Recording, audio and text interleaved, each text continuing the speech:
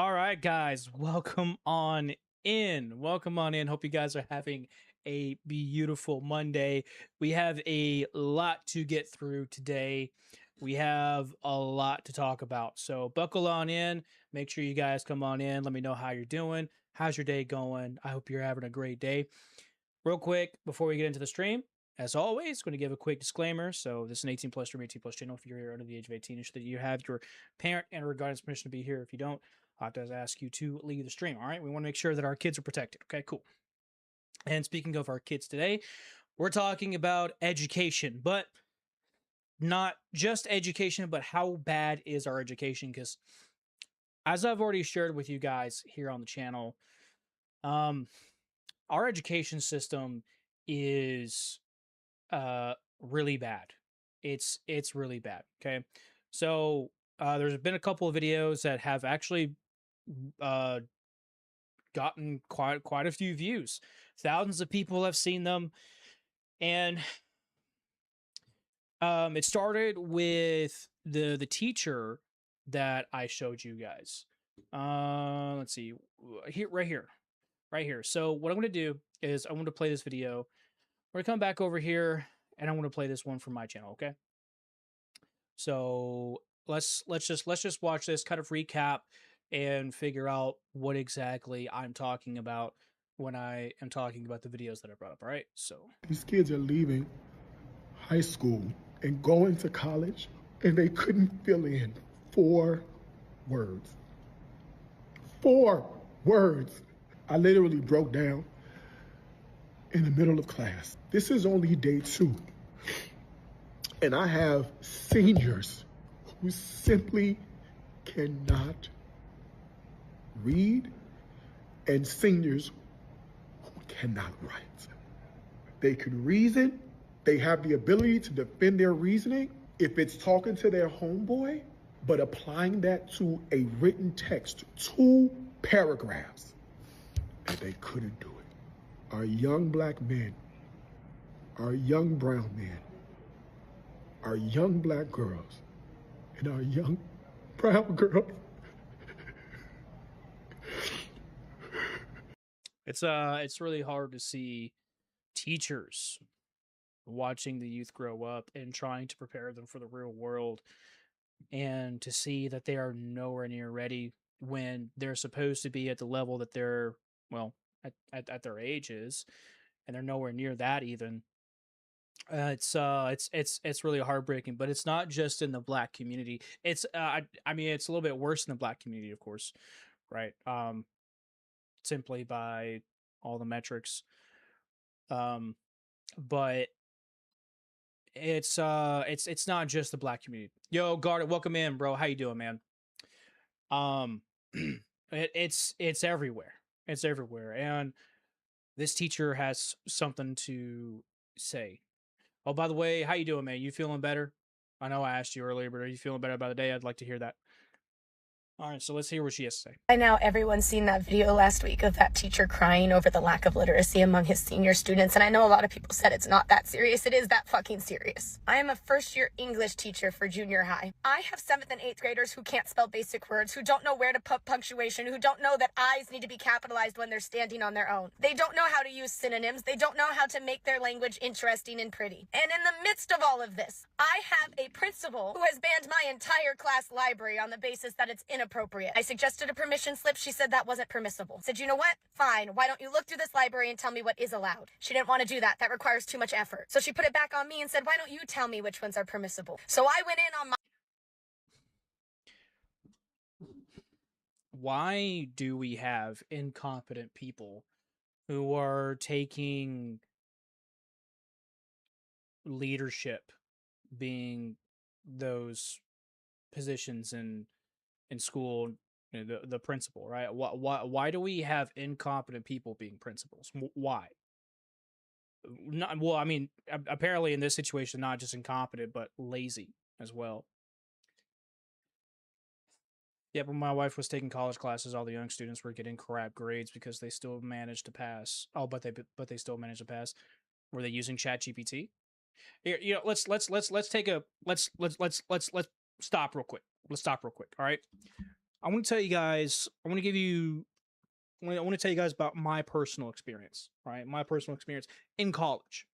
All right, it wasn't that long ago that I was in college. Okay, I went to JMU, James Madison University. Okay, and well, a lot of the kids that I was in school with, they were using ChatGPT to write their essays. They were. They were using ChatGPT to write their essays. I can't tell you how many times I heard kids talking about literally the deadline for their papers were in like a couple of days. They hadn't started on it, but they're going to use ChatGPT. I was floored, bro. I was absolutely floored. Nope, they were not using AI because AI would have gotten better structure in their oof. Yikes, bro. Dude, wow, dude, AI writes better papers than these but I mean, that's not really surprising, right? Because I was doing some research. I was doing some researching today, and it's bad. Guys, it's really bad. It's really bad. So, but anyways, yeah. Using ChatGPT to write their own papers, right? I saw that all the time in college, all the time. Matter of fact, a lot of them were using ChatGPT for a lot of other things, right? Ideas, which maybe there's some gray area there, right? But even on homework, like a lot of them were using it on quizzes and tests, and it was awful. Let's see. Also can't use AI anymore because AI has a watermark on their oh, does it? Oh, well, yeah. And there are what I have noticed too in the time that I was in college was that a lot of kids were trying to find loopholes and using AI to write their stuff and do all their quizzes and stuff too. Because there was some AI programs that were being made to combat the use of ChatGPT to plagiarize, right? And they were able to go through the coding, and that's how they could tell if you were using ChatGPT for your papers and whatnot. But a lot of kids were using other programs and stuff like that just to kind of get around that whole thing. So you could plagiarize the materials, but still be, yeah, yeah. It's I mean I never use ChatGPT, not very much, anyways, and I always wrote all of my papers. I don't mind writing. I really don't, especially when it comes to stuff like history and everything. I really like to research. I really like to learn about stuff, but most people don't. Most people don't, right? And they resort to using AI for their stuff, unfortunately. So yeah, AI is trash, man. AI is 100% trash. Go out again after a while. Hit it some questions and ended up unable to answer what I was asking. There's nothing wrong with thinking. I'm always sitting down and thinking. Anyways, let's let the teacher finish. My day off, a day that I don't get paid for, and I printed off an accelerated reader sheet for every single novel in my classroom. Right. Surprise, surprise, she moved the finish line. Because now not only are upper grade YA books not allowed, middle school books aren't allowed either. These students are being tested on 7th and 8th grade literacy, and they are only being permitted to read 3rd and 4th grade books, and sometimes not even that level. We are setting them up for failure by only allowing them to read up to a 3rd grade level, and then testing them on 7th and 8th grade concepts, and then we blame them for failing and falling behind, even though we are crippling them by not letting them read for enjoyment. And we sit here and we debate and we say, what's wrong with education? Why are these children falling behind? Why aren't they excelling? Why don't they read? Why can't they spell? Why don't they know how to write? Why can't they form a coherent critical thought? Because we're not allowing them to. And I don't believe it's an issue of parental censorship. I do believe that parents should have a say in what their children read. The issue is thinking that if a book is wrong for one child, that it's wrong for every child. That if a majority of children in the classroom only read at this level, then everyone must read at this level. Here's the thing. Literature is meant to provoke and inspire and encourage. It is meant to challenge the way that you think. If you only ever are exposed to viewpoints that perfectly match what you think, you will not grow into an articulate, well-educated, critical thinking individual. And I'm truthfully starting to think that that's what people want. But I don't. So what I have said for a while now is it's always better to challenge your own beliefs, challenge your own understanding of yourself and everything around you. And I say that because if you don't, life will, right? We're not always right. We're not always wrong. So how are we supposed to know if we are right if we don't know we're wrong, right? That's where you going and finding other things that challenge what you believe, right? So that you go and find the answers is so healthy, it's so important, and it's crucial when it comes to critical thinking, right? The development of critical thinking. And unfortunately today, because of standardizing or standardized testing versus what was it basic schooling metrics, right? So what when did we make that switch? I want to say it was in the 90s, wasn't it, when we made that switch from basic schooling metrics to standardized testing.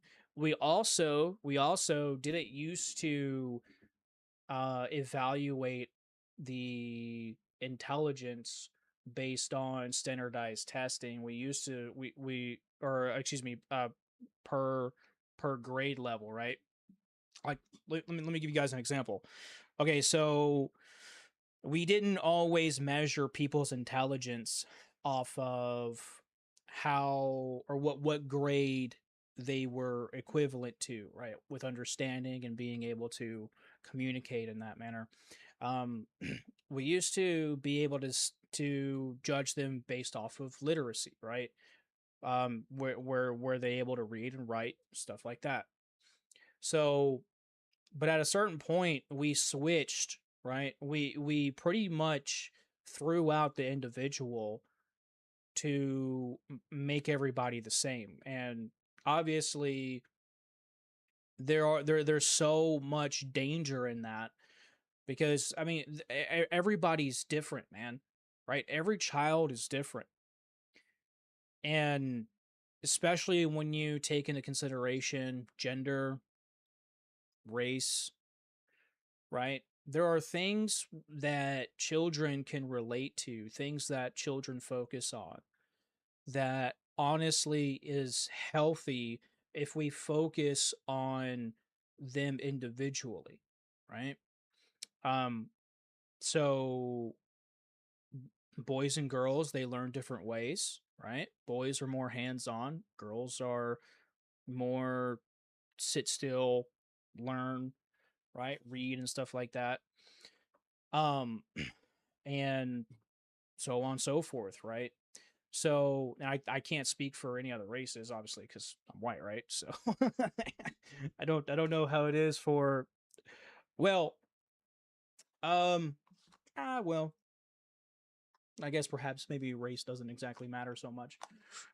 But I guess as a kid, you know, when someone doesn't look like you, it's kind of right, whether they're male, female, right, black or white.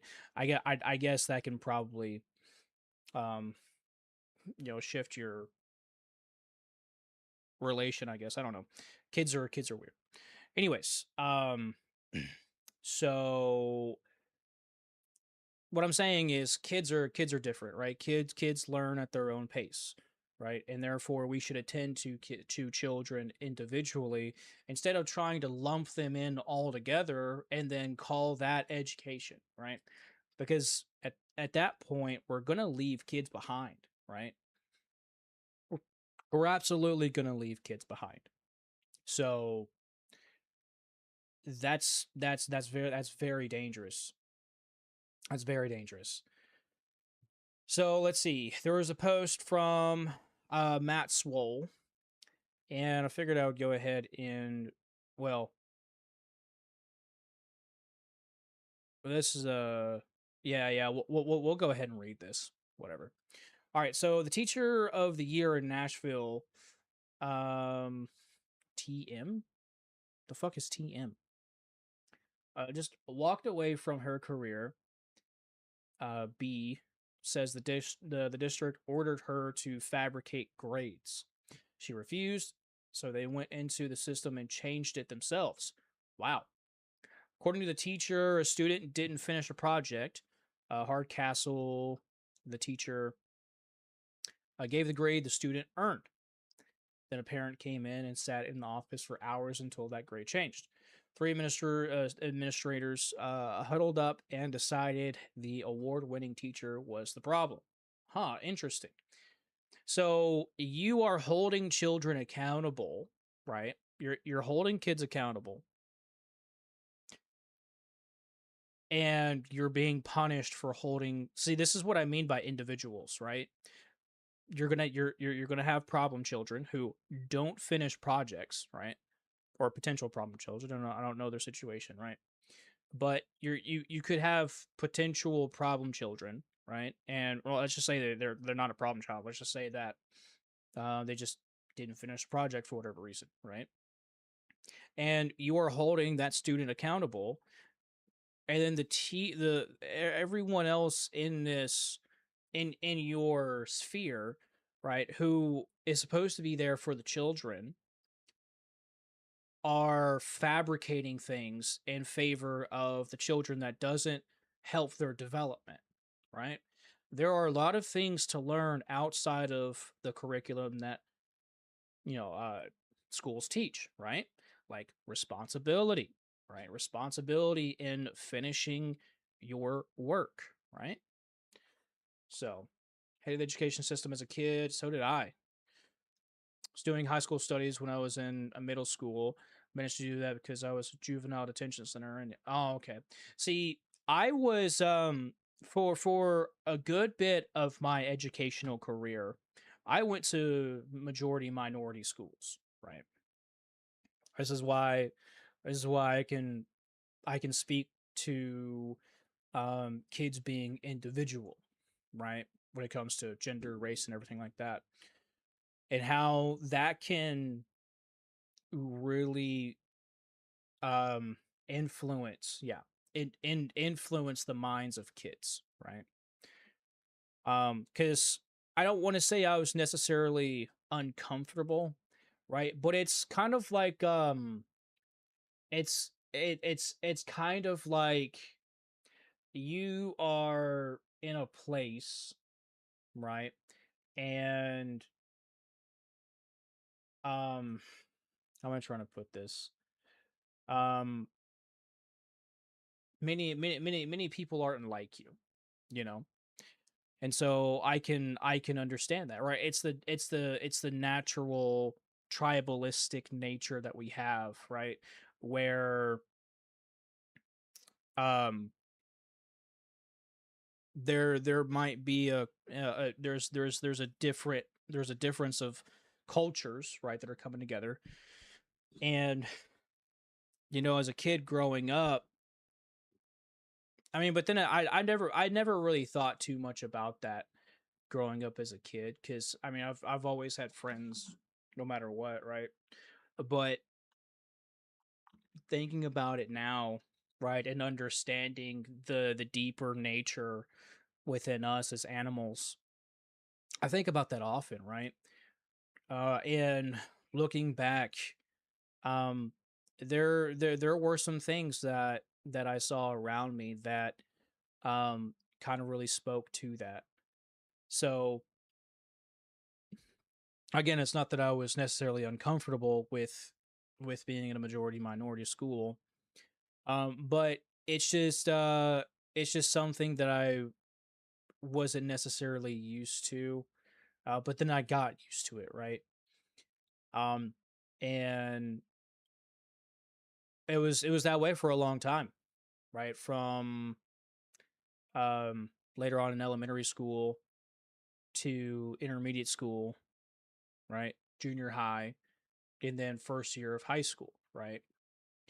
So what was really bad for me was I didn't realize how bad the education was, right? The schools that I was going to at that time until I went to my new school in in a different county, right? And you know, it was more white, right? Um, and also at the same time, it was a better school too, right? It was like a 5-star school or something, or 3 or 4 star, whatever. But it was a better school, and I say it was a better school because I was in 10th grade reading on a ninth grade reading level, right? So I was behind, right? I was absolutely behind, and I had to catch up. And unfortunately, um, you know, I didn't really make, and I was a little bit of a head ass when I was in high school. I was a little bit of a head ass, right? And I didn't really take things as seriously as I should have. Yeah, my grades suffer because of that, right? So wisened up, you know, I took some college while I was senior year of high school, and you know, I didn't really meet the metrics that I wish I had taken more seriously when I first got there. But regardless, um, I realized just how far behind I was, right? So, um, and unfortunately, this is a lot of people, right? Again, it's not, you know, it is worse, right? In more of your black community and stuff like that that I've seen personally. But it is everywhere. I have seen that it is everywhere, right? So I was born in school because they were constantly talking about things I already knew. Yeah, I get that. I can see that 100%. I can absolutely see that. Um, but my problem was that I wasn't caught up, so I had to play catch up and learn more at the same time, and that was rough while doing college too, you know. But then again, some of that was also my fault as well.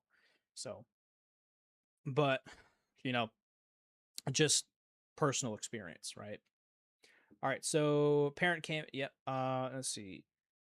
Let's see.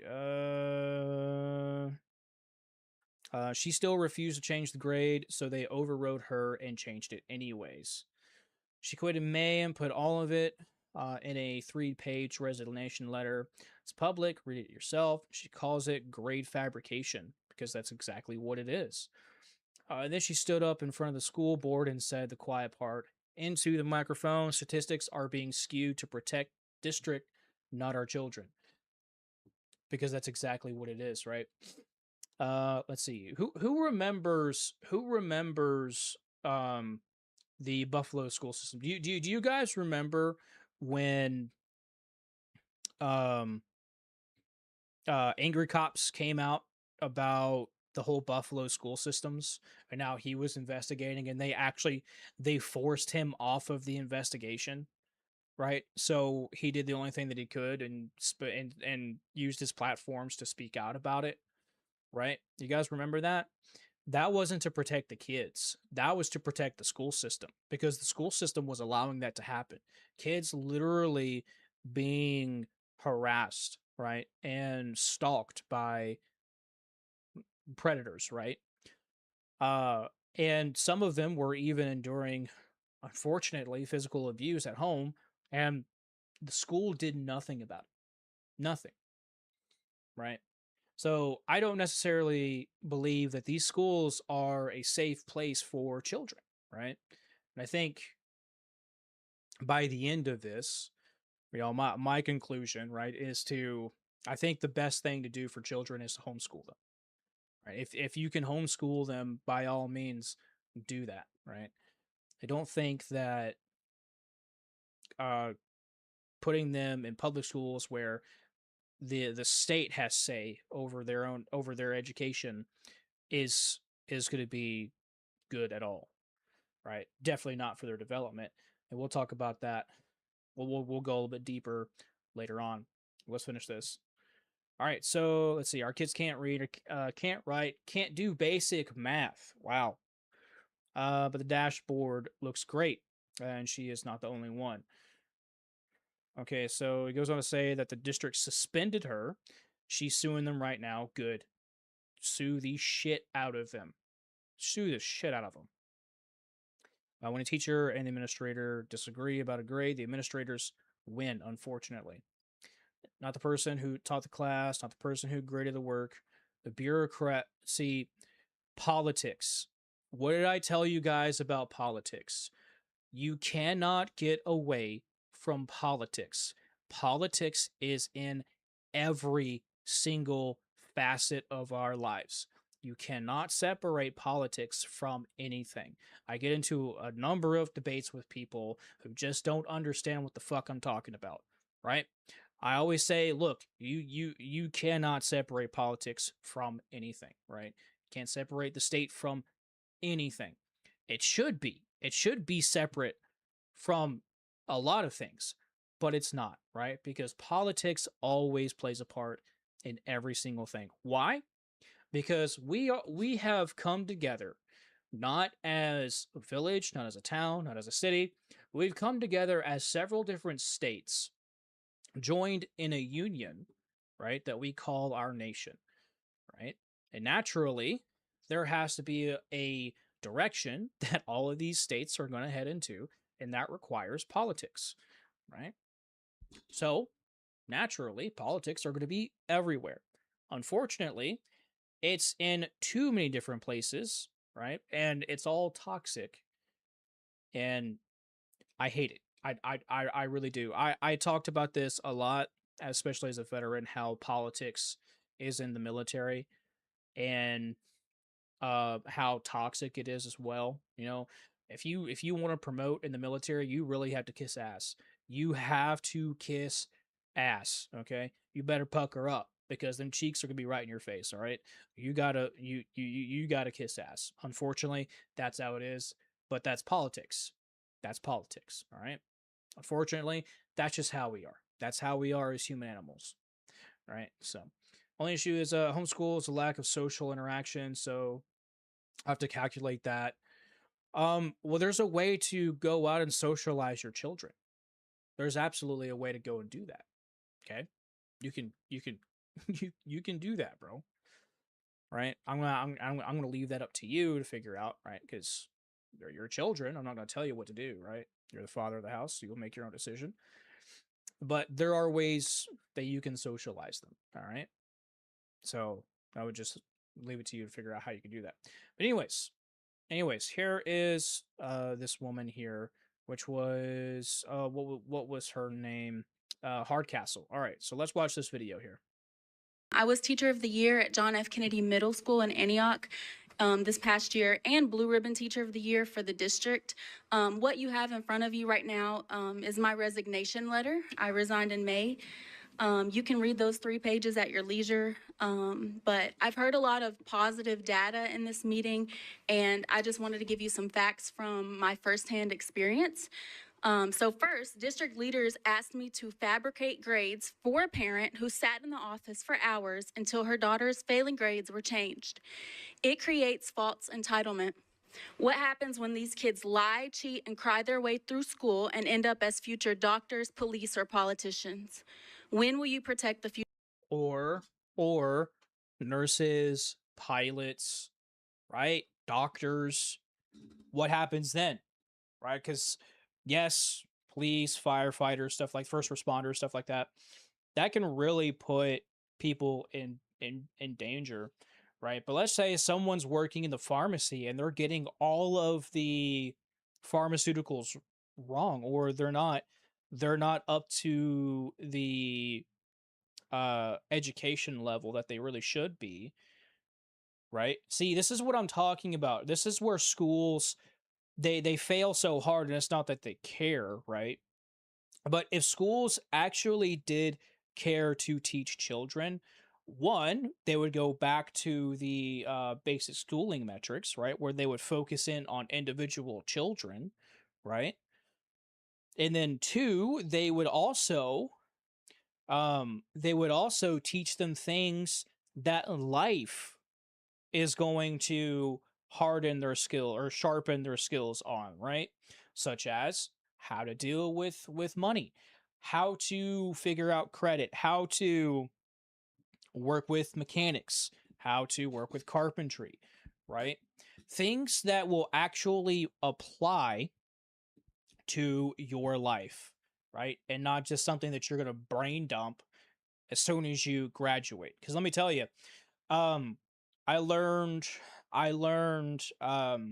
geometry when I was in high school. Couldn't fucking tell you how to do geometry now, nor do I really care that much. If I need to, or let me say, let me say this. I took physics in high school, and could I work math to be able to figure out maybe trajectory, velocity, stuff like that? Sure, sure. Is that something I'm going to be using when I'm doing my gaming content or I'm doing content here? No. No, I'm not. I'm not, right? Am I going to be using that when I go hunting? No. No, I'm not, right? I mean, I could probably, do basic math, right? That would be able to do that, right? But you're not going to be using stuff like that in everyday, well, in everyday life, right? So, we are setting our children up for failure when we're not teaching them about responsibility, even for one, right? Responsibility, maturation, right? How about you don't cry about failing grades, right? I didn't cry about failing grades. I took that shit on the chin, right? Remember when I was telling you guys that um I was messing up, but I wasn't taking a lot of my schooling seriously when I switched schools and I learned just how far behind I was, right? I wisened up, right? And I do owe it to one of my teachers, because my man, he gave me a rough wake up call. He really did. He gave me a rough wake up call, man, right? Cuz he wasn't going to go easy on me. He wasn't going to go easy on me at all, right? And I'm thankful for him because I switched and I got my shit together, right? That's what's really important that teachers really should be doing. But why is it that something like that gets punished, you know? And just moving them along, right? But then again, there's a reason for that. They don't really want critical thinking today. They don't really want children to be able to uh learn and grow, right? Rockefeller Rockefeller Rockefeller said it uh himself. You guys remember one of his famous quotes, Rockefeller, that he wants a nation of workers, not a nation of thinkers, right? And that's the mentality of every, I can guarantee you that's the mentality of every elitist out there, unfortunately. So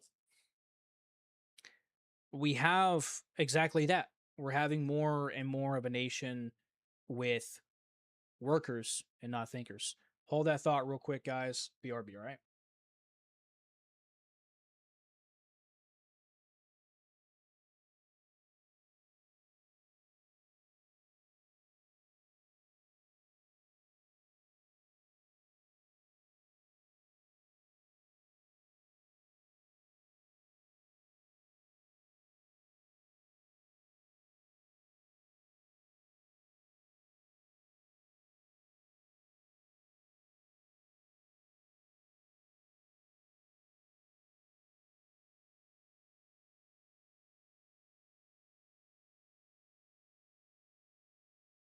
Speaking of responsibility, I was cooking earlier and I had to throw the stuff that I cooked into the refrigerator.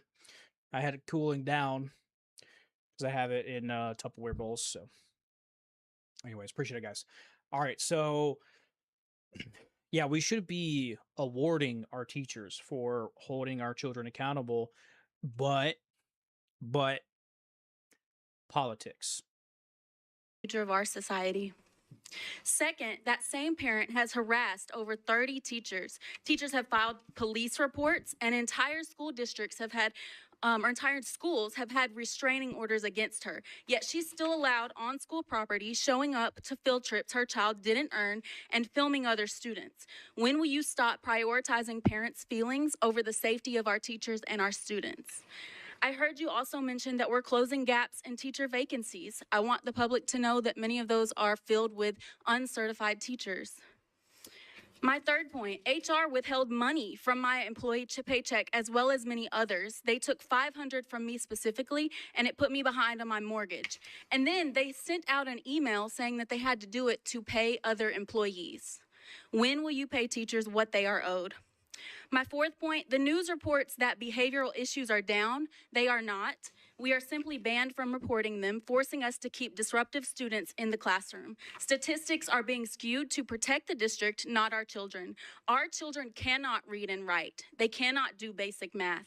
And we spend 40 hours a week with these students, so we know them better than the district and those fake numbers.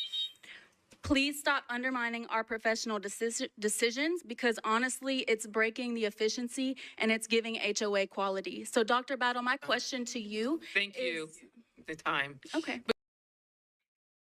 Wow, and they cut her off. They cut her off. Thanks for showing up to show our ass to us. But your time is up, so go fuck off. That's pretty much, dude. You really don't hate. You really can't hate. Thanks, Garnet. You really can't hate these people enough, man. Like it's so clear that these people are here for the wrong reasons, and I hate that people like this is in the positions that they are. Right? Are well, excuse me, are in the positions that they are. You know, um, they don't care about the children. They don't care about what they're going through. They don't care about the teachers. They don't care about obviously they don't really care about the lives of the teachers, right? Being that this woman was behind on her mortgage, right? And that's rough. That's rough, especially if you're a single mother. I've seen a number of teachers, right, who are single parents, right? One I know in particular, I saw her on a video, and well, I don't know her personally, but I do know about the video where she was having to decide whether to eat herself, right, or her children, right? Not listening, not listening, not listening. All your times, yeah, pretty much, exactly. See, this is the biggest reason to say fuck all with public schooling, because it's not even education to begin with, right? I've said for the longest time that schools don't teach you to think, they teach you to memorize, right? They teach you to walk in line, they teach you to walk in lockstep, okay? They don't teach you critical thinking. If they taught you critical thinking, then they would have debates in class, right? I had um a social studies teacher. He was prior Navy, and he was teaching government, right? And I'll always appreciate this guy too, because what this guy would do is he would say, okay, cool. So this is what we're talking about today. I want to have you guys divide up and you guys debate it out. I appreciate that so much because a lot of us debated and a lot of us learned from each other because we debated, right? Sometimes you learn the most when you're challenged by a different perspective. Right? This is exactly what I was talking about earlier. Okay. Because when you go looking for different perspectives because you want to learn and grow, that's exactly what happens. Right. But you have to have that mindset to get there. And this isn't what we're fostering in our children today. Again, because they just want to pass along people because it's numbers, right? And politics, of course. And then just throw them out in the workforce, right? Just to be another body, be another number, right? Working on fuck knows whatever, right? And then continuously kill their wages, which is what's going on now. Anyways, that's for another conversation. All right, so I was looking at some numbers, right? How bad is our education? How bad is our education? And we've got a few. We have a few things to look at. So let's go ahead and summarize this before we take a look into it. All right. So failing test scores, math scores have dropped 70%. Wow. In school districts and reading scores in 83% of districts compared to a decade ago. Isn't it funny how we were talking about 1990? Right? Isn't that funny? Let's see. I think uh-oh. Kind of giving away everything now. Yeah, I'm kind of giving everything away. All right. Here, let's do this. I want to see when exactly did we move from, let's see. When did the US move to standardized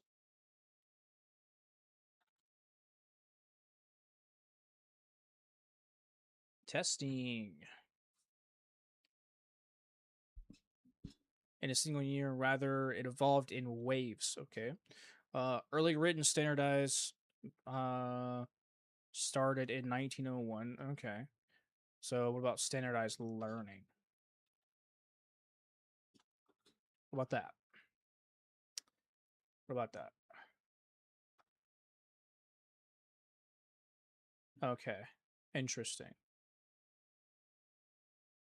Let's see. 1845, 1900. All right, so maybe I have to rephrase here.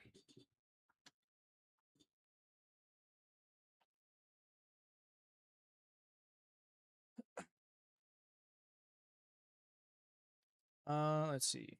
Yeah, so okay, so no, with the No Child Left Behind Act 2001. Okay, so let's see. No Child Left Behind Act took effect, requiring annual testing in grades 3 through 8 and tying school funding to test scores. Ah. School funding to test scores. There we go. There we go. So that's why a lot of schools are fabricating grades, because it's going to affect their funding. Interesting. Isn't that interesting? Isn't that interesting?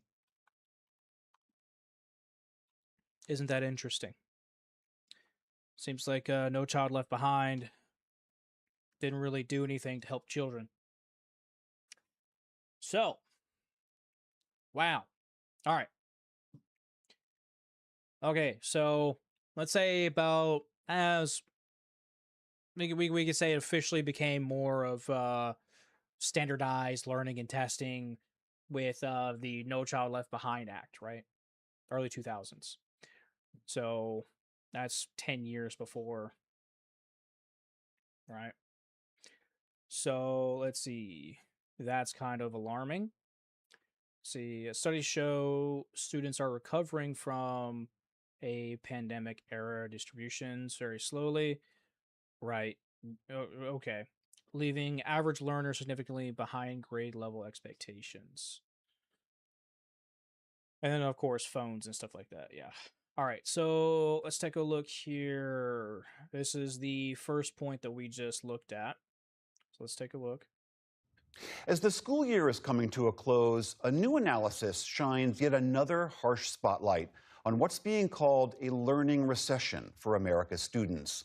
And it's a problem that started long before the pandemic. That's according to the latest National Education Scorecard, which is an annual deep dive into data about kids in grades K through 12. The findings of this report are sobering.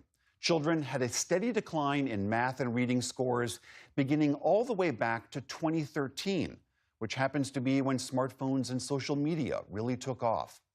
Compared to a decade ago, math scores today are down in 70% of school districts. Reading scores are down in 83%. Scores have climbed a bit since 2022. Oh, okay. So that. Oh, since 1990, not in 1990. Okay. All right. Wow. But nowhere close to making up all the lost ground. In fact, 8th grade reading scores are now at their lowest level since 1990. I spoke recently with Wow. Thomas Kane. He's one of the authors of the scorecard and a professor at Harvard University. I started by asking him what stood out most about this latest report. So the pandemic was just the mudslide that followed 7 years of steady erosion in student achievement. It was as if, bull fucking shit, dude. They're gonna blame it on the pandemic like they always do, dude. They typical bureaucrat, man. This is he's going to spill a bunch of bullshit. They're looking for something to blame, and they're really reaching with this. Perhaps we're going to find out what the real cause is here in a little bit. when Congress dismantled test-based accountability at the end of the No Child Left Behind Act, it was as if they turned off the smoke alarms just at the time when social media was setting fire to students' learning time outside of school. There are lots of known issues about K through 12 education in America, but what problems are most pronounced in your view that contribute to this really grim report? So when I tell my kids that we used to be able to smoke on airplanes, they're incredulous. And I think when they tell their kids 20 years from now that we allowed unfettered access to cell phones inside schools and outside of schools, I think their kids are going to have the same reaction. Really, it's that profound. But it's not just about cell phone bans. Okay. So actually, the early evidence on the effect of cell phone bans is that they are having modest effects on student achievement. Right. What that implies is that the mechanism by which social media are slowing student achievement gains, it's not just through distracting kids in class. It's about how they're using time outside of school. It's about sleep disruption. It's about missing homework. It's about just doing less reading in general. And the states that are turning things around by focusing on early literacy and requiring more reading inside of school to counteract the fact that kids are doing less reading outside of school. It's so interesting you bring that up. What we know, as you were mentioning. So the problem is the pandemic. It's the phones. right? And they're not reading enough in school, so let's force them to read outside of school. How, or at least that's what I get from that. Am I too far off, chat? Am I too far off here? Right? Why is it that it's not, oh, maybe it's the fucking curriculum that we teach. Maybe it's the fact that we lump all of the children in together as a whole instead of focusing in on kids individually, right? And maybe it's that we're teaching them bullshit and that we're not actually helping them develop. Maybe it's that. Maybe it's that. No, of course not. Of course not. No. No, no, no. No. It's the pandemic. It's the pandemic, right? And who was you, bro? Wasn't it the state that literally issued out electronics to children during the pandemic so that they could keep up with their studies? Wasn't it the state who did that? Right? So if it was the electronics, why then lend devices out to the children during the fucking Oh my god, bro. Yep, that's on the nail. Pandemic and social media. That's the 100%. That's the real reason, man. That's the real reason. Yeah, it's definitely not the fact that they're reading on a 6th, 7th, 8th grade level and they're in college. Right, yeah. Because that makes sense. That yeah. Yeah, no, it's the pandemic and phones, right? Some states have been able to turn this around, Mississippi being one of them. My colleague talked earlier with Dr. Lance Evans. He's the superintendent of the schools in Mississippi. Here's how he said they approach reading and math. We have an array of coaches. So we have literacy coaches, we have math coaches, we have literacy coaches in special education, we have leadership coaches, we have data coaches. We have, let's just use the literacy coaches as a continued example, because the same methodology is used for our math coaches as our literacy coaches. What we do is we hire some number of coaches. At this case, we've got about 85 of them. Our literacy coaches are typically in our schools, some 2 days a week, some 3 days a week. It just kind of depends on the proximity. But it's not a thing where they're in there like once a month. I mean, they are working hand in hand with teachers, with administrators. That is a lot of coaches augmenting what teachers are doing. How replicable is something like that? So the key that is to the Mississippi system is not just the coaches. It's that the adults in the system are being held accountable for student results. The adults meaning the parents or the administrators? It's the administrators, it's the school district leaders, it's even the state leaders. Honestly, I think one of the challenges we've faced since the end of the No Child Left Behind Act is that we're not holding our leaders accountable to the results. It's not just teachers. Okay, that I agree with him on that. We're definitely not holding our leaders accountable, right? To when it comes to the education of our children.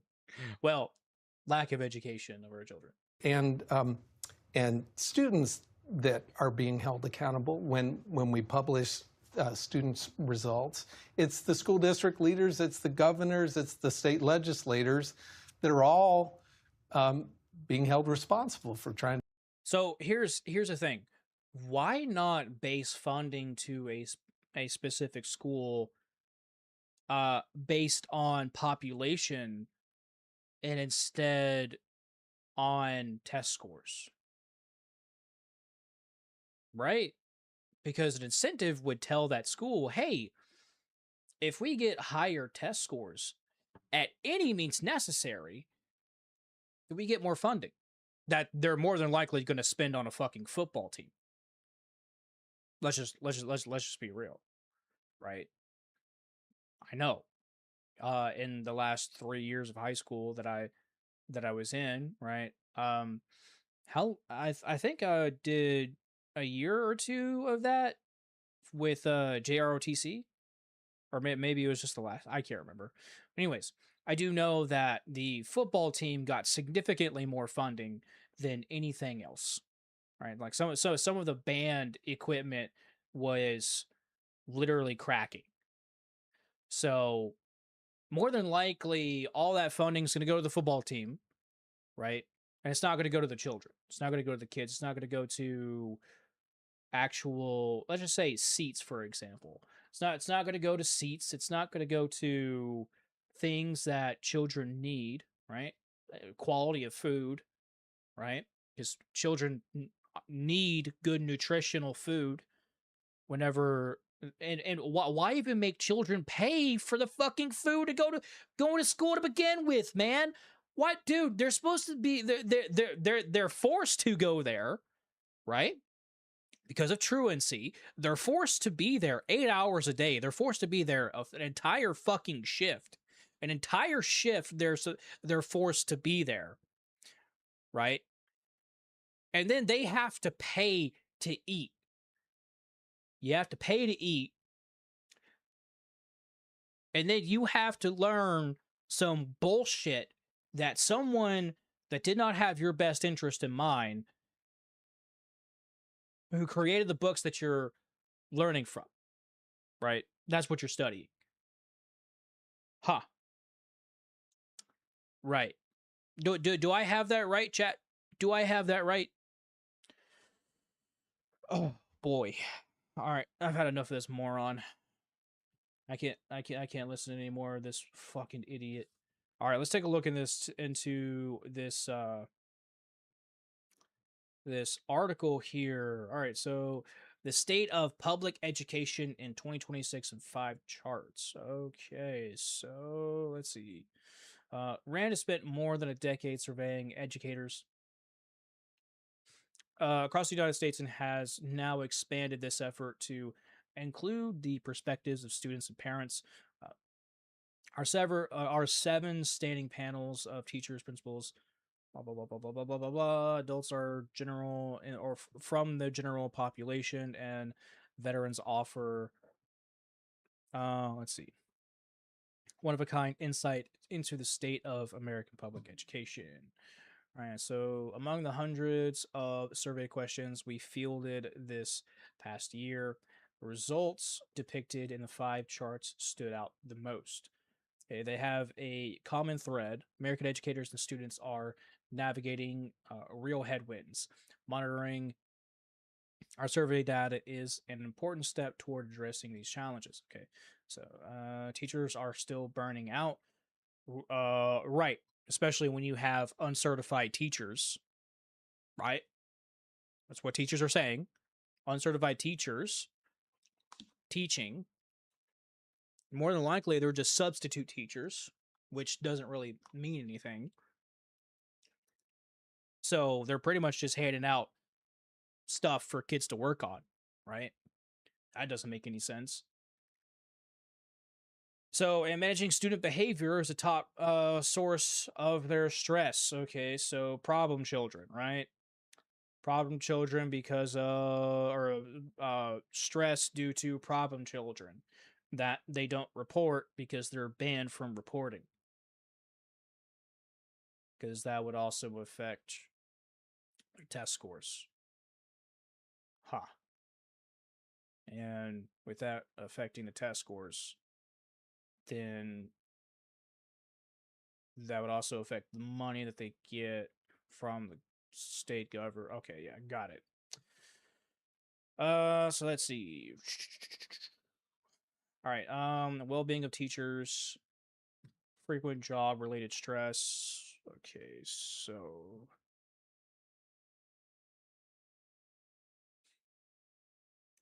figure 1, well-being of teachers and similar working adults. Okay. Or does it look like it's going down here? It looks like it's going down, but it's still significantly higher than other adults here. Difficulty coping with job-related stress. Well, that seems like it's kind of teetering here. That's not exactly going down or going up. Wow. Symptoms of depression. Burnout. Yeah, that's on the rise. Or, okay, so if we're to say that, then this would be falling too. See, 2/3 of students agree that using AI more for schoolwork harms their critical thinking. Huh. Well, that's good. Despite misgivings about AI harming critical thinking, students are using AI tools for homework at growing rates. Repeatedly nationally representative surveys of youth show that the share of students who are using AI for help with their homework has increased over the last 18 months. Wow. That alone might be unsurprising. AI tools are everywhere. Okay. But what are they using? What are they using? Let's see. What's more striking is what students said about the use of such tools. 60% of youth surveyed in December 2025 agreed or strongly disagreed that the more students use AI for their schoolwork, the more it will harm their critical thinking skills. Okay. But which AI? You're not telling us which AI they're using.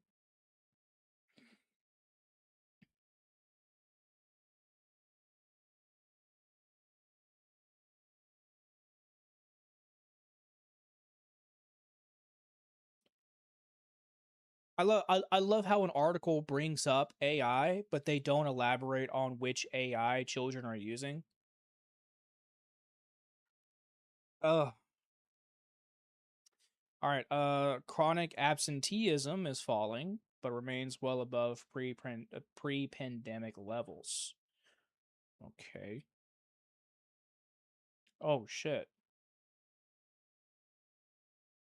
Wow. Wow. That's that's crazy. It almost kind of points to the fact that kids do not like being in school, right? Why is that? Why that goes to the fault of the schools. Why is it that kids do not like to learn, right? I love to learn. I love to learn. So, I'm not going to shy away from even when I was a kid, there are some things that I really enjoyed learning. Uh, Physics was one of them, and I really enjoyed this class because the teacher, right, she would always challenge us. She would always challenge us in ways that really made us think about things, right? Like one time, we had a competition, right? We got into teams, and she brought out a big tub of water. And she said, "Okay, you're going to be using basic household goods, and you're going to make a boat. All right. So whoever's boat lasts the longest is going to win, right?" And can't remember what the prize was, but anyways, my group and I we picked some of the stuff that she brought for us to use, right? And we took some paper, and we also took some duct tape. And what we did was we kind of did like a paper mache boat, right? And then we encased that with duct tape, right? And we won. We actually won, right? Because we used our noggins, right? Critical thinking. She sparked critical thinking within us to take on a challenge, right? And think as a group. Think as a group to tackle a problem, right? And then to overcome a challenge like that, right? Kids don't like schools because of the students' lack of activities. That's true. That is very, very, very true. It's very hands off now these days, and just a paper that does the teaching. Oof. Those students can also cause. Well, that's true. That's true. But where I was getting at was that the teachers don't do that. The teachers don't. Well, I'm sure some do. I'm sure some try their best to create an environment where children want to learn and grow. Right. Right. Yeah. Yeah. As everything does. Right. That's just within our own nature. It doesn't matter what situation we find ourselves in, right? As soon as we come into a group, we always initiate a hierarchy, right? A hierarchy. It always happens. Always happens. It's just who we are, right? So, um, it's the educator's job, right, to create an environment that children want to learn, want to come together and grow, right? But they're not doing that. It's just a job. It's just a job before they can even work a job. That's pretty much what they're doing, right? Like I was just saying earlier, right? What's the difference between going to school and going to a regular job? Or there's nothing.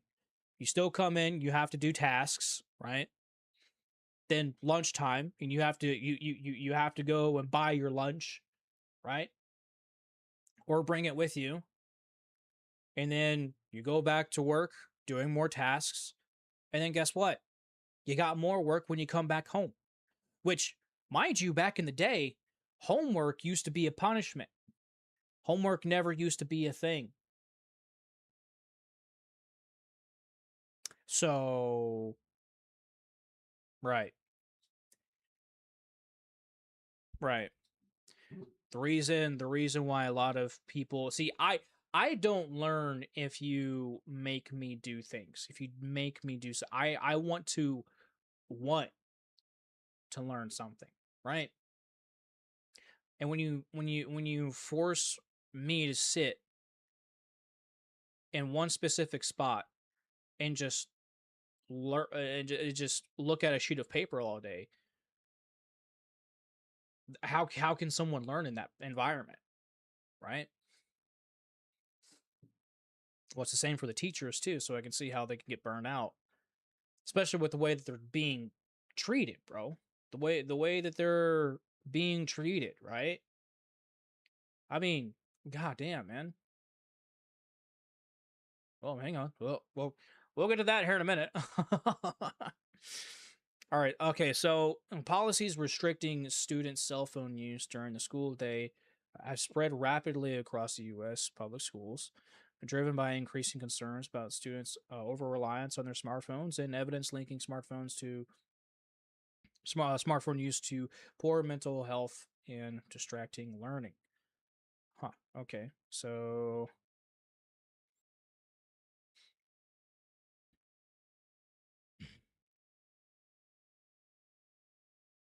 interesting.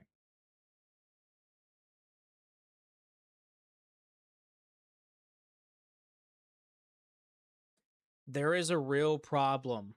There is absolutely a real problem with cell phone addiction, right? Social media addiction. I check my phone, I don't know how many times throughout the day. Well, I mean, obviously because I'm a content creator, right? But I even someone who isn't a content creator is they still check their phones often throughout the day, right? Um, and here's the thing, right? When when you get into the habit of something, at what point does a habit become an addiction? I think that's a really good question, right? I think it's a really good question. So they're trained to do this, though. Social media companies push out short form content, right? Which is what people mainly watch is short form content, unfortunately, especially here in the US. And because of that, they're trained to pick up their phone and just start scrolling, right? So that's why people pick up their phone often during the day just to check to see what's going on, right? It's the they're using the instinctual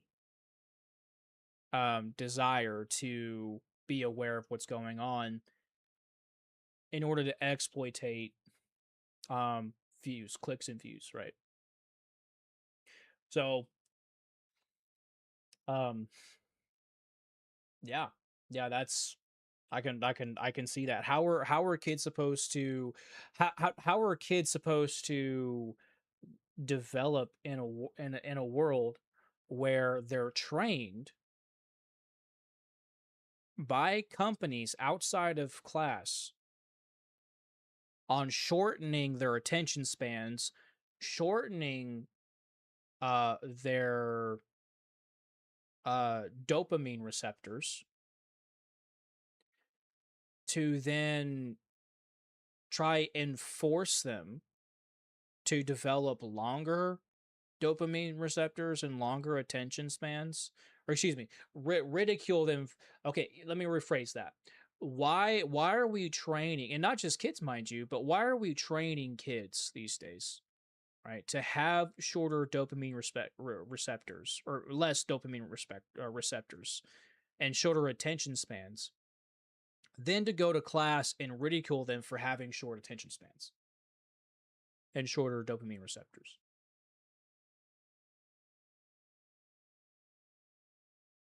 Hmm.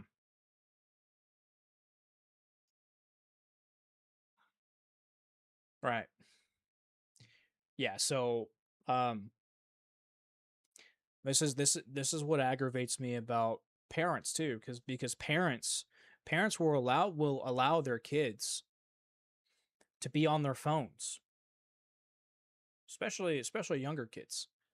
So sometimes they'll even put them in front of an iPad or a phone, right, and call that parenting, right? That annoys the shit out of me because that's not active parenting, right? So, you ever heard a phrase that it takes a village to raise a child? It does, right? It's not just the schools that are to blame. It's everyone. Everyone shares the blame. Everybody. Schools, the parents, even the children, right? Everyone shares blame, right? But where does the blame lie most? Well, where the responsibility should go, right? And it's to the school. That is to the school, right? So, pre-K teachers lack adequate materials to support children's diverse learning needs. Okay. Materials a pre-K teacher uses shape what children learn and how. Yet a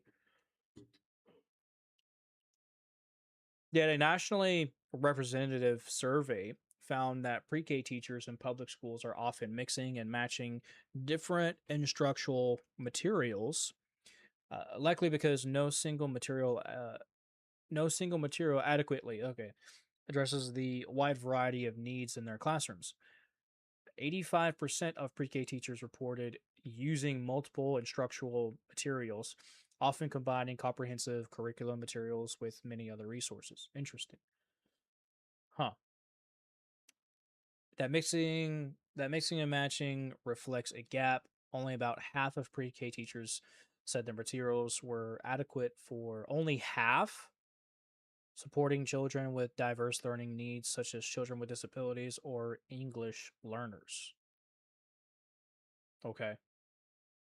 The gap is illustrated by the higher proportions of teachers trying to serve those diverse needs by using materials of unknown quality,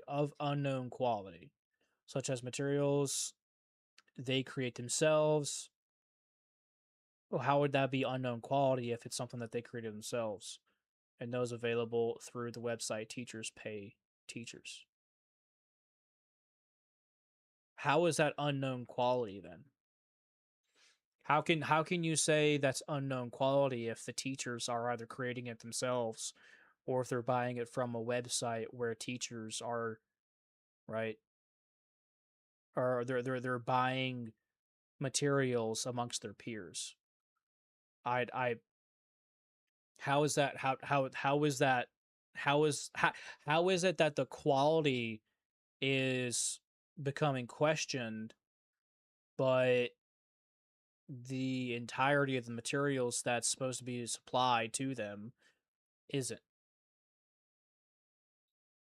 right? The earliest years of education, when foundational skills in language literacy and numeracy take root, is precisely the wrong time to leave children or to leave teachers without the tools they need to support everyday.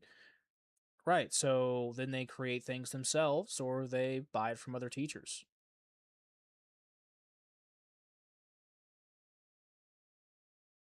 I mean, ultimately, it's the school's responsibility to ensure that the teachers are adequately prepared for the job, right? They're being hired to do a job. Therefore, it's the school's responsibility to ensure that that job is being done correctly, appropriately, right? And effectively.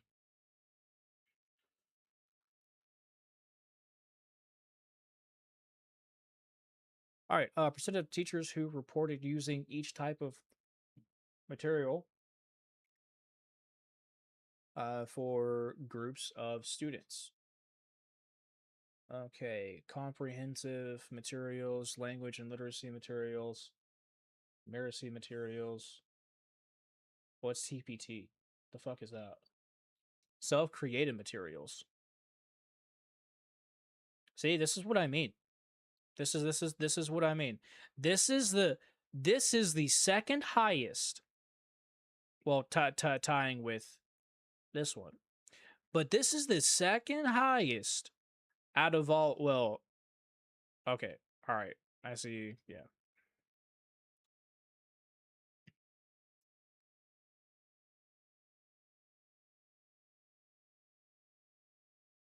Damn.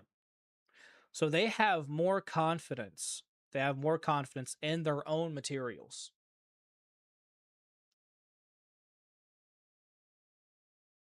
They have confidence in their own materials, aside from what's provided from them, for them. Excuse me.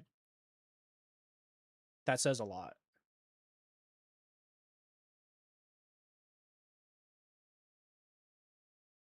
That says a lot.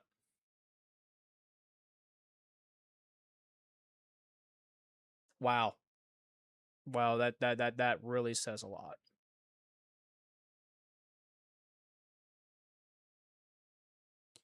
As schools open their doors this fall, it's clear that students, teachers, and principals are navigating many challenges. Uh, it's called politics. Tracking those challenges with rigorous data, fielded consistently and shared publicly. This is how we at RAND give educators, policymakers, and the families of the information they need to meet this moment.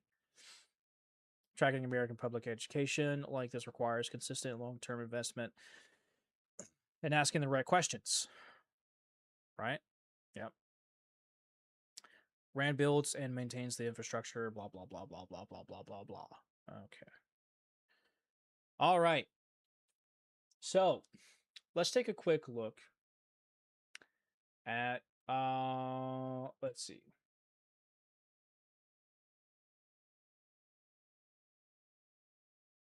Let's take a quick look here. Let's take a quick look. All right. So we're talking about literacy rates, right?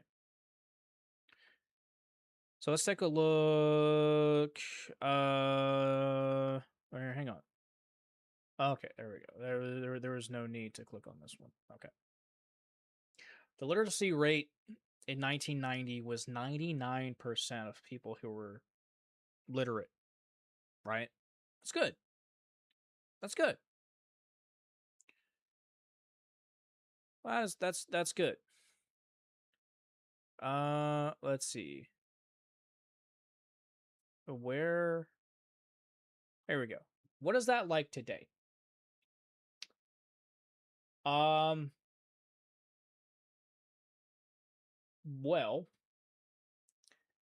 it's not good. Not good at all, actually. See, the average American adult reads at a 7th to 8th grade level. That's not good. Dude, that's not good. Right? With roughly 54% of US adults reading below a 6th grade proficiency. Let's see. I think I had, yeah, right here. Right here. About 130 million US adults. 54%. Guys, that's over half. 16 to 74 read below a 6th grade level. Right? That's today. That is today. That is today, guys. Approximately 45 million US adults are functionally illiterate. What the fuck does functionally illiterate even mean? You can't put something in front of the word illiterate and just expect us to be like, "Oh, okay, that's fine." No, absolutely not, dude. Reading below a 5th grade level. 21% of US adults are classified as functionally illiterate, unable to complete basic reading tasks. Oh my god. Adults scoring in the lowest literacy levels, level 1 or below, increased by 9%, 9 percentage points between 2007 and 2023. Dude, that was 3 years ago. US adults' average literacy scores declined by 12 points. Wow.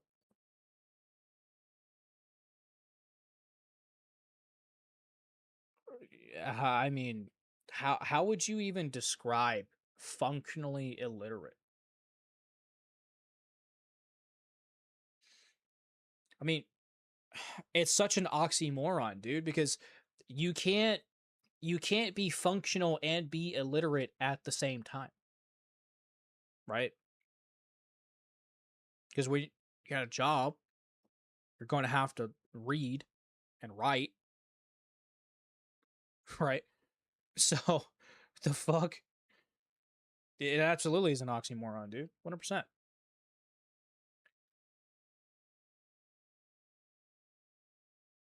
In 2023, 46% of US adults had a literacy proficiency at or above level 3. What the fuck? Oh, wow.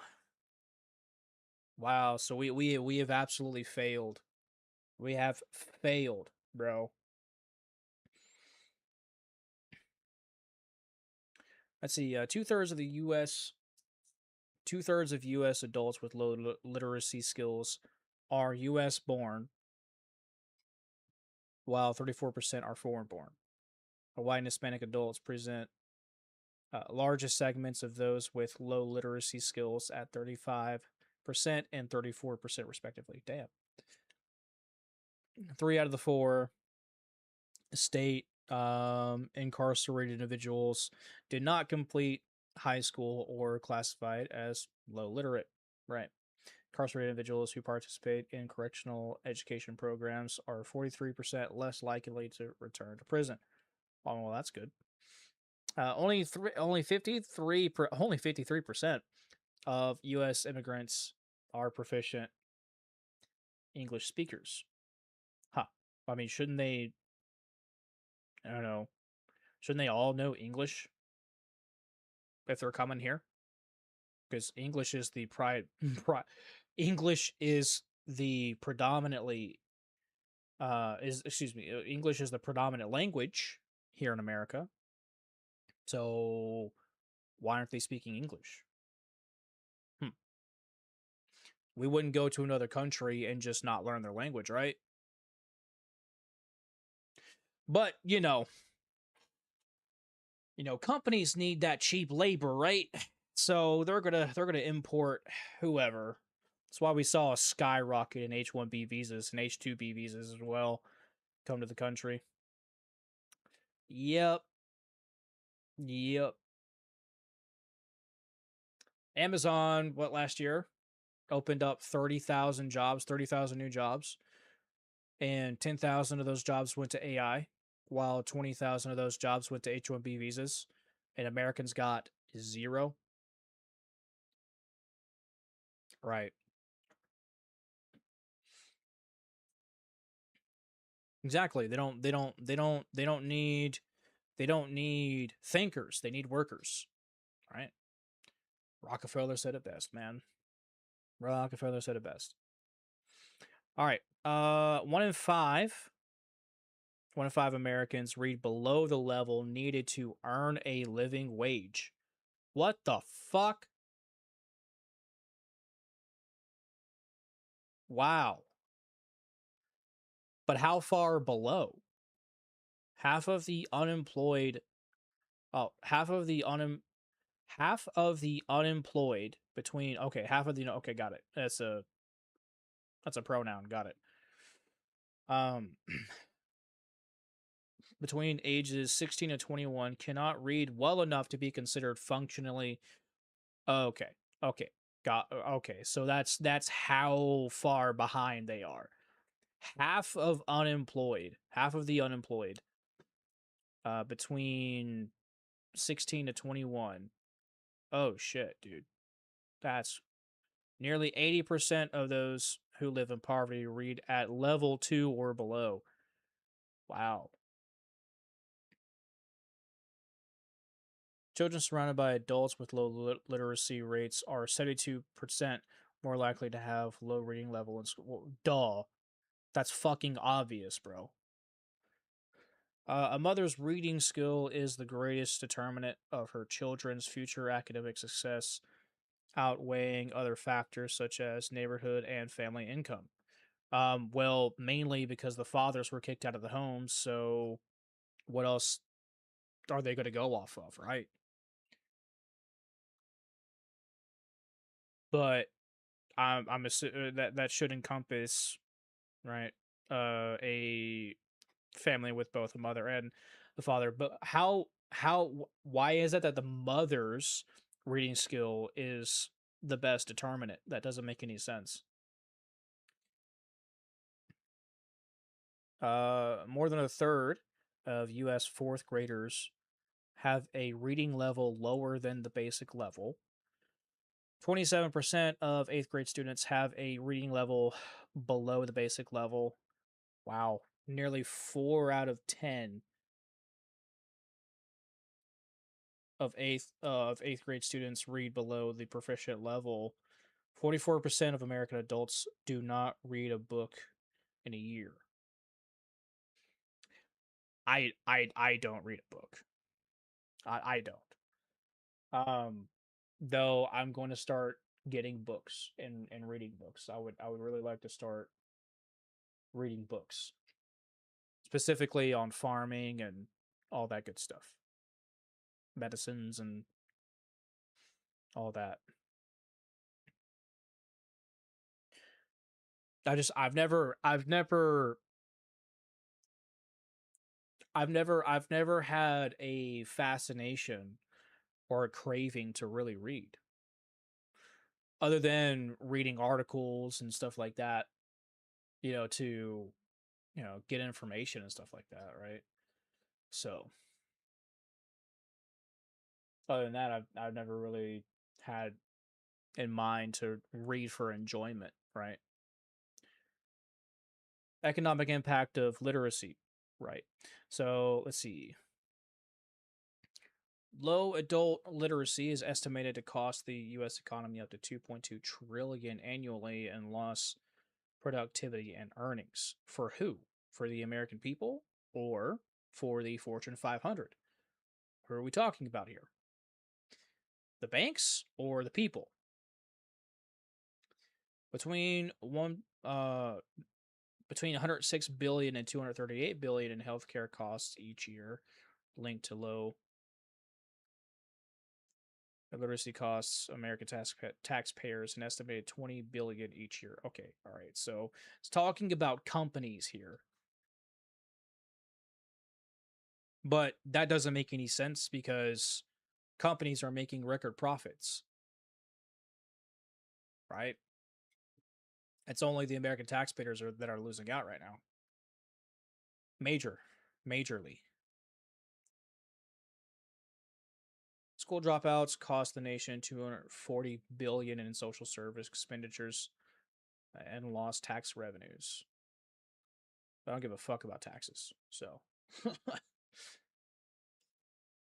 bringing all adults to level 3 literacy could boost the GDP by 10%. Well, I mean, we could have fixed this problem if our leaders didn't create this problem in the first place. Right? So, yeah, that's bad, bro. Wow. That's awful. That's awful. So each and every single time that I talk about education, I always make sure to bring up Betsy DeVos. Yes, Betsy DeVos, she was in Trump's cabinet in his first term. Betsy DeVos was the Secretary of Education. All right? She was the Secretary of Education from 2017 to 2021. Okay? Here's where things kind of get a little interesting. For those of you who have been in or through, or maybe even by, what I'm saying is if you've been anywhere near multi-level marketing companies, you would recognize this name, Amway. You would recognize the DeVos name, okay? Amway is owned by two families, the DeVos family and the Van Andel family, right? Now, why is this such a big deal? Well, Amway is a multi-level marketing company. For those of you who don't know who multi-level marketing companies are pyramids. They're pyramid schemes. That's what they are, right? Think pyramid schemes, but rebranded to multi-level marketing company, and they change a few things here or there to get around the FTC going after them, right? The Federal Trade Commission. So, Amway is actually the most notorious company, right? Because the majority of multi-level marketing companies, if not all multi-level marketing companies, model their business, right, scam, after Amway. And well, Betsy DeVos being married to Dick DeVos, who is one of the owners, or was one of the owners of Amway, she has direct ties to a multi-level marketing company who is known. Take it from someone who was in Amway, okay? Was in Amway, and I've talked a lot about not just Amway, but multiple multi-level marketing companies. Someone who is has some pretty high ties into the government, right? Or excuse me, into the multi-level marketing company, and known to use cult-like tactics in order to brainwash people to invest into the company while they lose out, right? Again, if you guys don't know what multi-level marketing companies after this, if you guys don't know what they are, please make sure you check out my videos, my live streams. You'll know what they are, okay? They're really bad for people. They're really bad for the economy. They're really bad for America in general. But the fact that Trump selected Betsy DeVos, who is married to Dick DeVos, who owned Amway, multi-level marketing company, to be over the education of our children, well, that really speaks volumes, doesn't it? Right? Can't brainwash me. I'm functionally illiterate. Well, I can't tell if you're lying to me because I can't read, so I'm just gonna say no. You know. But yes, so there isn't just this, right? There's also this. Okay. All right. So in 1989, McGraw-Hill formed a 50-50 joint venture, right, with British media mogul Robert Maxwell. All right. We're getting to a little bit of a rabbit hole here. Robert Maxwell. Okay. They named the venture Macmillan McGraw-Hill School Publishing Company.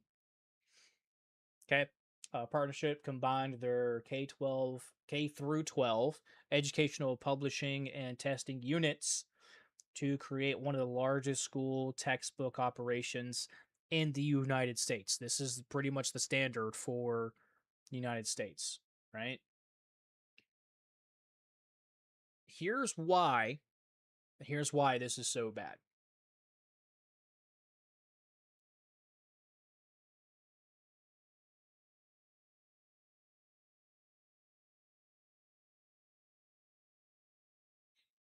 Do you guys not know that? Robert Maxwell had a daughter, Ghislaine Maxwell. And we all know about that, right? So the E-Files. What we've also come to find out is that Robert Maxwell was also something else.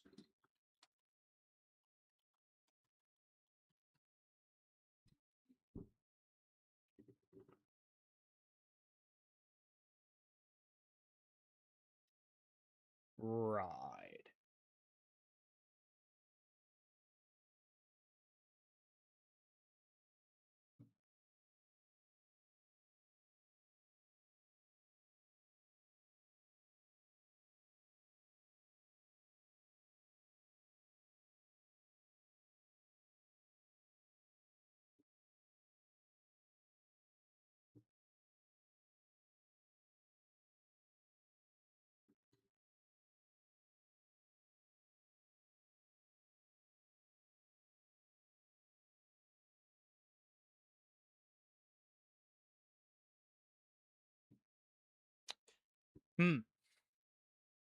Yeah. Yeah.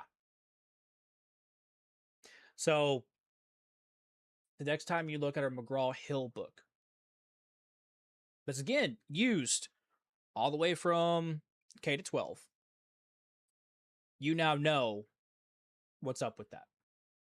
A CIA asset and someone who has connections to, right, is responsible for how our children learn.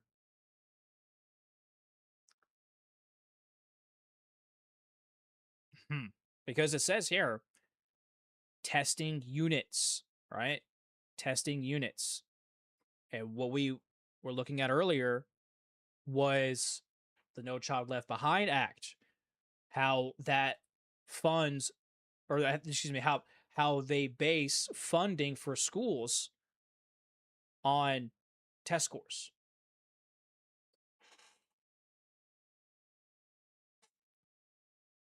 Right? Some of us already know this. I already knew this. Okay. I already knew this. Right.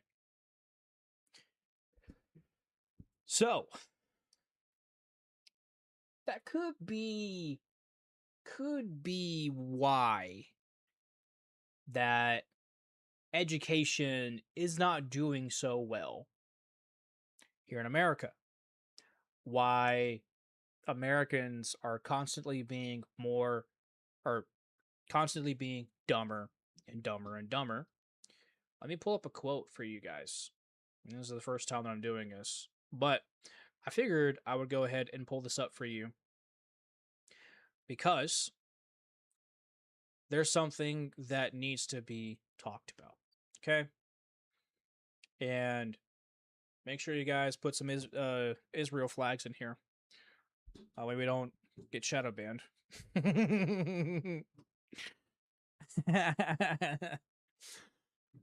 So, but not a lot of people know about the Maxwells and what their ties are.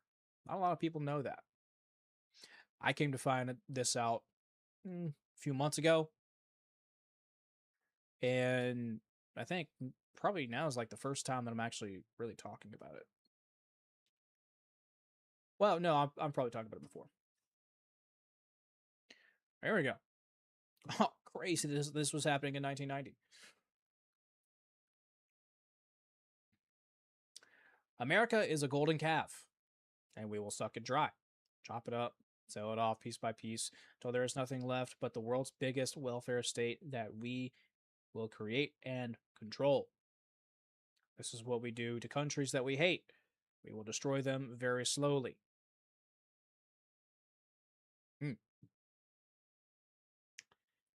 So, let's see. We already looked at. Hang on. Yes. Okay. Okay, yeah. Basic literacy rate, roughly 80% to 85%. And that climbed to nearly 90% in the 1920s, right? And that rose to 99%. That rose to 99%, right? And that started to drop. And let's just say early 2000s, right? After the No Child Left Behind Act. Because it incentivized, and with the help of the McGraw books, right? That incentivized schools to prioritize test grades, right? Rather than the actual learning of the children, so that they can get funding, which, again, more than likely they're going to spend on football teams anyways. So, that basic literacy rate has come down to 79 to 80% today. So it went from 80 to 85 to 99%, back down to 79%.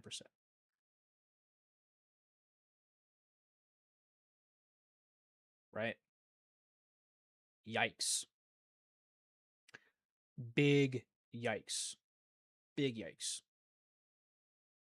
Right?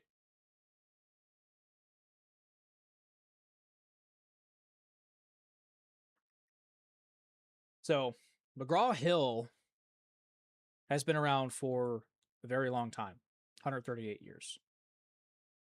Right? So, this wasn't a new company that was founded. It's been around for a long time, and it's been responsible for American education. Right? But it was hijacked. It was hijacked by this ghoul. This ghoul. So,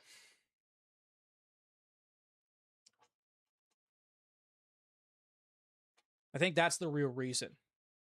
I think that's the real reason why things are ending up the way that it is. Right? Politics, greed, And the ones that lose out are the teachers and the students. That's who loses out. So, I think it's better for us to homeschool our children. Tell you what, let's see if we can do some comparisons. Let's see. Basic literacy rates among homeschool children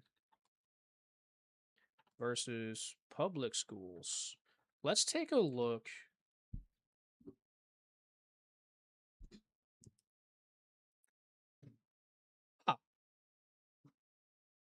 Let's see. All right. Direct data compares the two, obviously. Homeschooled students generally score 15 to 25 percentile points higher than public schools. Wow.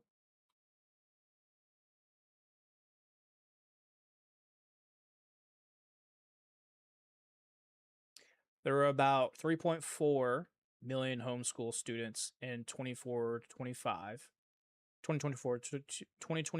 2025. It's a lot of T's. In grades K through 12 in the United States, this is up from 2.5 million in spring 2019. Obviously, because a lot of people were catching on. A lot of people were catching on about schools in this time, right? Let's see. 3.4 million is an estimated 6.3. We'll say 6.3. We'll round that up. 6.3 of the school age population. Okay. The homeschool population had been growing at an estimated 2% to 8% per annum over the past several years, but it grew drastically from 2019 to 2020 to 2020 to 2021. Let's see, roughly 6% of school-age children are educated at home.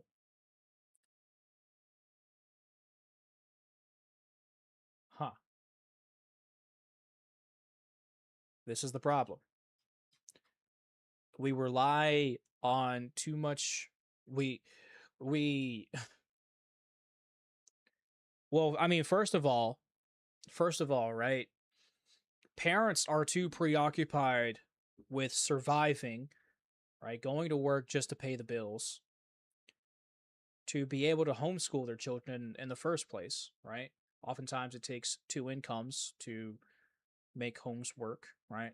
But then again, you have private equities who are buying single family homes, and they have roughly anywhere from 30 to 40% of all US homes, all US single family homes.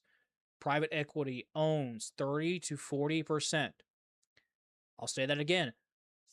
Private equity owns 30 to 40% of single homes in the United States, right? And so what they do is they jack the value way up. And what does that do? That brings property value up, and that affects multiple people, not just the house. Not just one house, multiple houses. And people, some people, a lot of people can't afford that. Right? I mean, we see it everywhere. Rent is skyrocketing. Mortgages are skyrocketing. I just found out the other day, that I have a new lender for my mortgage, right? Guess who owns that lender? Guess who owns that company? Blackstone. Blackstone. Yay. Great. You might want to check. This is just for you guys. You might want to check to see who owns or who has a massive share in the company that you mortgage through. You might want to check, because I was very surprised to find out that, well, guess what? Blackstone is now my daddy. And I bought my house, well, the banks bought my house a few years ago. So I still have a while to pay this mortgage off.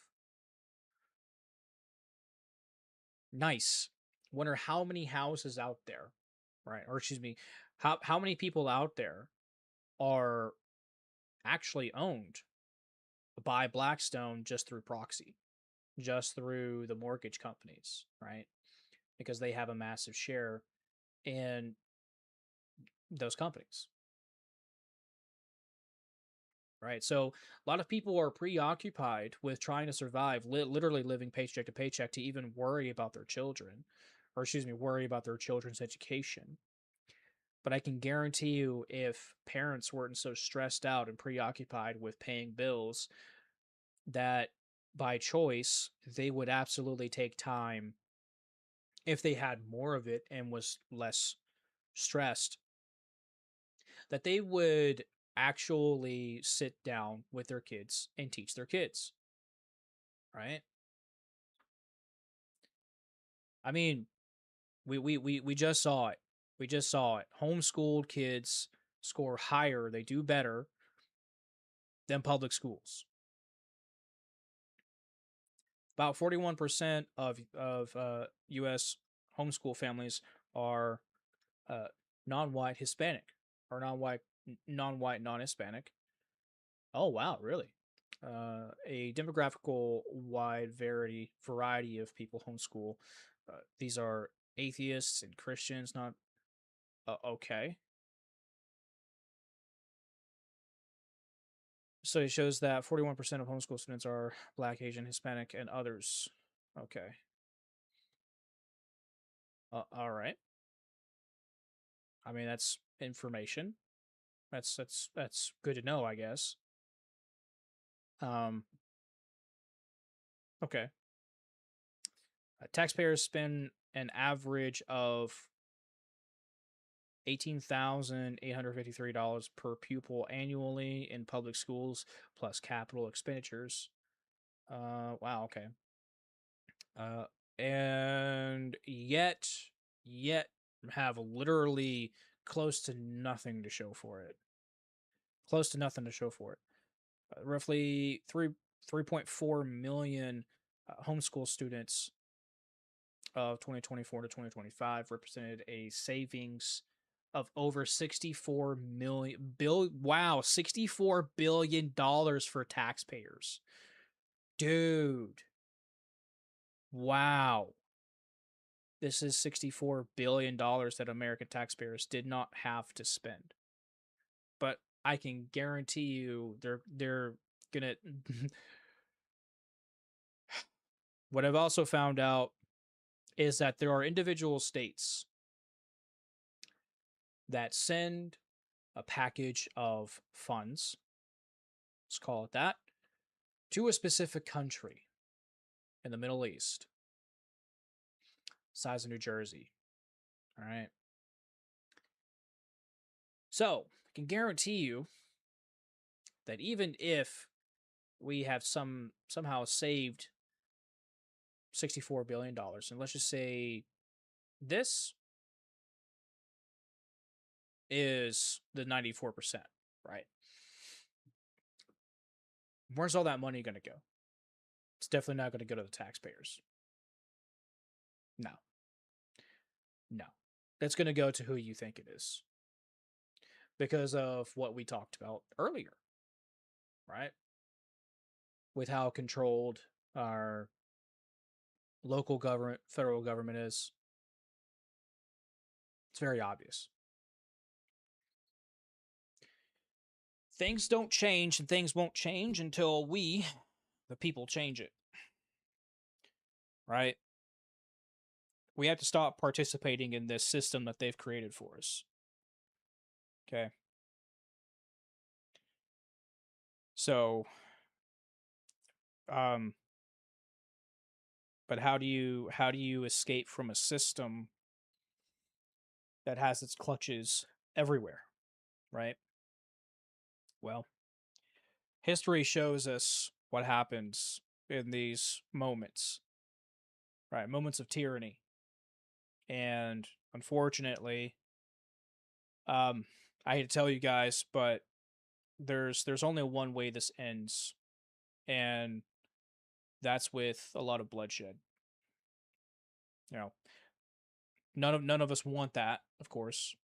None of us want that, right? But here's what we do want. We want to be left alone, right? And we want to live decent lives, right? Excuse me, we want to lead decent lives. We want to live a happy life. Same thing for our children, right?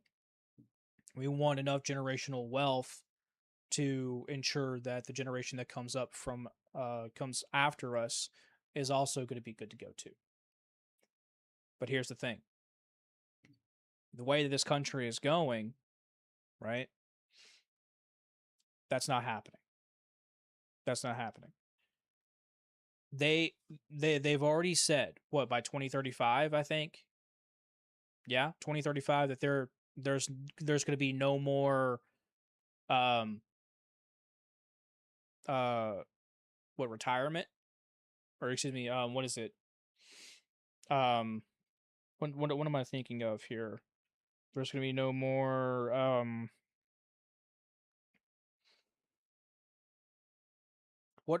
blanking so hard right now. I'm blanking so hard. Like, well, the U.S. is legally your daddy through birth. That's true. Blackstone is your daddy's. Well, okay, fair point. Fair point. But yeah, dude, what is it? 401ks. I think there's going to be no more of that, right? So, you know, I mean, they're just gonna keep taking even our land through eminent domain, right? For all these AI data centers, water, food, they're gonna keep taking it, and people are gonna snap one day, and that's gonna be pure chaos from that point on, and that's how it always is. Doesn't matter what time period we're in, it's all the same. So, yeah, we're just seeing indicators, right? The economy, education, right? Politics, of course. So, just know what's coming, guys.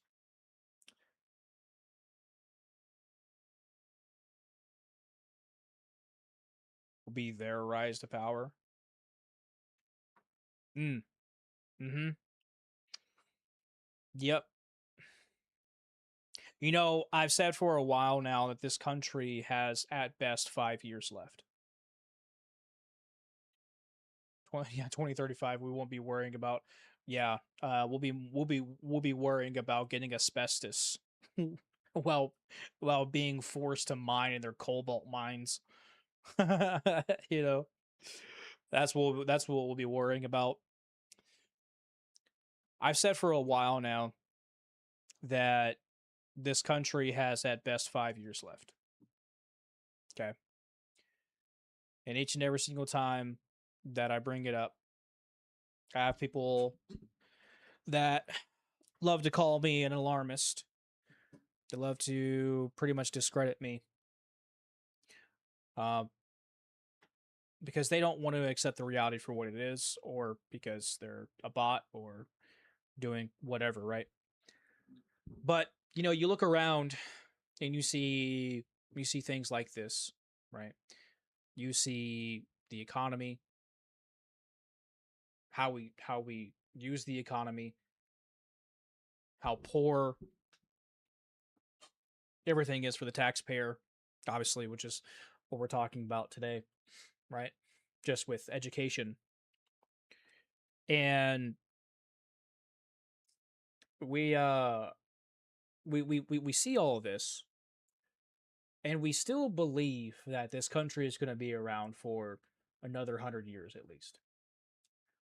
Well, I mean, it could be that this country could be around for another 100 years. I'd like to see that. But it's not going to be anywhere near the country that you or I would even know. Because one day, I do believe within 5 years, one day, this country will drastically change overnight. It's already been changing very slowly, right? We essentially have no right to privacy today. So, Fourth Amendment's gone. They're constantly encroaching on the Second Amendment, which is very clear, shall not be infringed. You've had billionaires like Shlomo Kramer, who's went on to CNBC, talking about eliminating the First Amendment outright in order to protect it. Right? We all know that our country is controlled by a select few. And we know that the taxpayers are constantly being dumbed down, being taken for granted, taken advantage of. And there's only so much that the people are going to take before the people snap. Right? We're going to reach a food crisis here in America. And this is something that I brought up in one of my shorts earlier. What do you think is going to happen when we start seeing all of this lab-grown meat and stuff like that in our children's schools? What do you think? What do you think that's going to do to them? Right? All these meats that are responsible for, I mean, even more brain fog and what else? What do you think is going to happen to them? And fuck knows what else they're putting in our food, right? So it's gonna get really bad here. And as I've shared on the channel, as I've had people on the channel talk with me about the literal food crisis that's about to hit America within the year, actually, because of the farmers being squeezed out of everything that they are due to corporations, monopolies, policies, whatever, tariffs. That, well, that would explain as to why we're seeing a lot of these lab-grown meats roll out and masquerading themselves as meat, as actual grass-fed meat, right? So, been there, been called an alarmist, fearmonger, conspiracy theorist. Yep, all of the names. Yeah, everything I've said, what will happen has happened, except the fault line that hasn't happened like expected. The fault line. Yeah, you're talking about the massive earthquake, right? Is that what you're talking about? Because I think that's what you're talking about. Yeah, there was supposed to be a massive earthquake that was supposed to create a significant amount of flooding. And the Yellowstone volcano is supposed to be overdue for an eruption. So, yeah, that's right. Yeah, supposedly that was supposed to happen, what, a couple of years ago or something like that? But, who knows? Who knows what's gonna happen, man? Who knows? But yeah, we have all of these things happening all at once, and anyone who studied history, anyone who has studied how other countries have experienced the same things that we're seeing now, it's very clear indicators that this country is spiraling toward a collapse. Right? Spiraling. And the funny thing is, frogs don't feel as though they're being boiled alive until the temperature gets warm enough.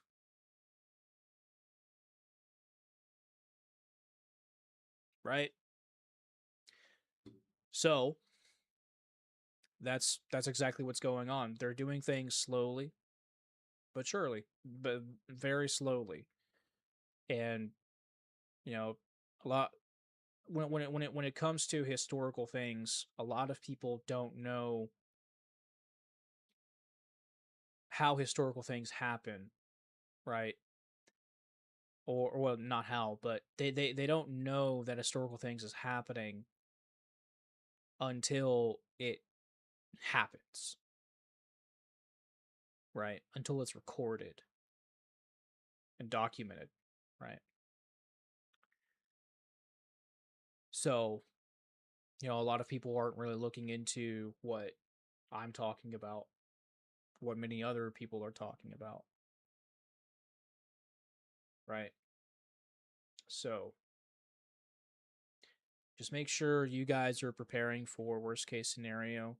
I'm talking like economic collapse, something drastic like that. So, yeah. Um just make sure you guys are it's like one of those situations, better safe than sorry, Um so hopefully you guys will be fine. But I don't really see this going very smoothly. Right? Unfortunately. But yeah, our education is very poor. Very poor. And it would also explain as to why people don't have the critical thinking to really take to take a second, sit down and look around, right? Or just stop for a single moment of doom scrolling or whatever it is the fuck that's distracting them, and pay attention to what's going on around you. Right? We can think that too. Or we can thank a lot of people for that. Robin Maxwell being one of them. Rest in piss. So, yeah. Yeah, our education is not good, guys. Not good at all. If you guys happen to have anything you would like me to cover specifically, or you would like me to talk about, please make sure to let me know. I can do it in either a video or a live stream. Haven't done a video in a while, so it'd be a cool idea. But yeah, yeah. Future's not looking bright. Hopefully, if we could all come together and start homeschooling our kids, I think that would be best. But how can you do that when people are so preoccupied with just trying to survive and not even having kids to begin with, right? That's a problem too, right? The birth rate is declining. I think we're at what, 1.6. Yikes, right? So tough times, and tougher times are ahead of us, unfortunately. But that's pretty much what we're going to be talking about tonight, guys. Hopefully this was helpful to you. If it was, make sure you leave a like on your way out. Appreciate it, guys. I think I'll probably start another stream, maybe a gaming stream. I think, just kind of you know, lift our spirits, I guess you could say. I think I'll probably throw in some Elder Scrolls. You know, play some Skyrim. That sounds fun. But this is exactly why we do Monday political live streams. Make people aware of what's going on. Talk about what needs to be talked about, right? And talk about solutions too, because I don't think that just talking about the problem is really helping with the problem. Right. So if you guys happen to have any idea of how people can focus on homeschooling their kids while working and stuff like that, feel free to shoot them out. All right. But yeah, if you guys want me to talk about anything, feel free to hit me up, email me. And if you guys are in the Discord, yeah, feel free to DM me as well. But all right, that's going to go ahead and close this out. Imagine a Gen X doom scrolling in their 80s. I can see that, yeah. Unfortunately, I can see that. But when you said Elder Scrolls, I said Elder Scrolls. I didn't say the Elder Scrolls. All right, the Elder Doom Scrolls. But all right, guys, I'm gonna go ahead and close tonight or the stream out. You guys take care. I love you all. If you need me, please reach out. We're all supposed to be here for each other, right? So, take care of yourselves. You guys have a good night. If I don't see you, and I'll see you guys soon. Bye, guys.